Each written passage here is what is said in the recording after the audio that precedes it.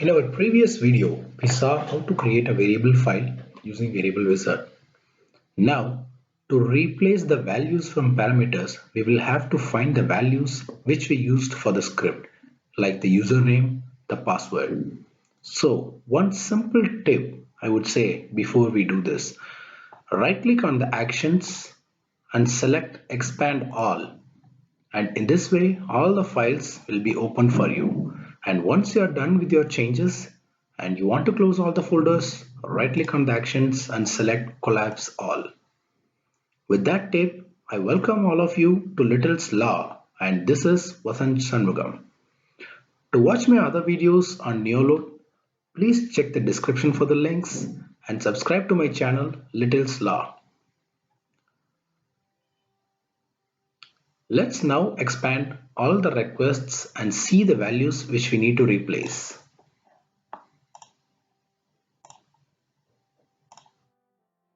Here we don't find any request parameters, so let's go further. And this is the request where we can see the username and password. Now let's replace it with the parameters we created. There are several ways to do it.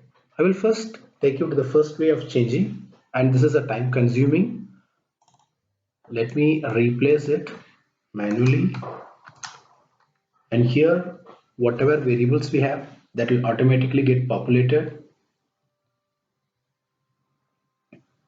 And this is the username that we have created, so let me select it and I click OK. And next we have the password variable.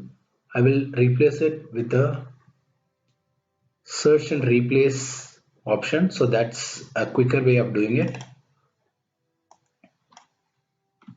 Just need to copy this, go to search and replace, and in the search, in the request definitions globally option, select next and then click on the word you want to search for, and then you have to get the parameter which you want to replace the string with. Let's select that. So that's file variable 1 dot password, and now we select next and let's click finish. So in this way it will show you the values that will be highlighted that needs to be changed. Let's click replace. There is one more chance where the unwanted variables also might get updated, so we have to be very careful while replacing this. So make sure you check each and every variable before you replace. Now to avoid this, we can click next, and then we got the correct value to change. Let's click replace. So now we are done with this. Let's click close. Let's see if we need to replace any other variables. We can go to the other requests.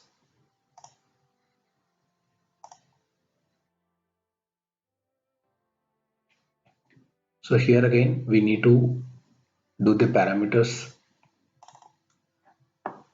Let's now replace it with the username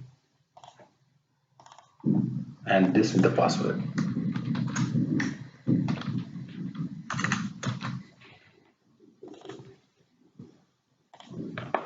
Let's again check whether we have any other values.